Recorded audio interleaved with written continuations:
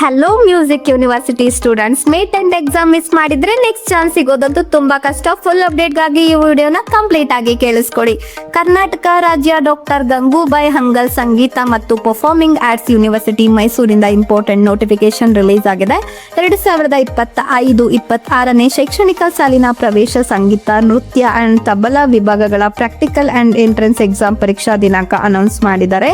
Exam date ಬಂದು May 10, 2026. Morning session ಇರುತ್ತೆ and after sessions ಕೂಡ ಇರುತ್ತೆ. ಸಬ್ಜೆಕ್ಟ್ ಬಂದು vocal music, Hindustani music, Bharatanatyam, tabla, instrumental music ಎಲ್ಲನೂ ಕೂಡ ಇನ್ಕ್ಲೂಡ್ ಇರುತ್ತೆ.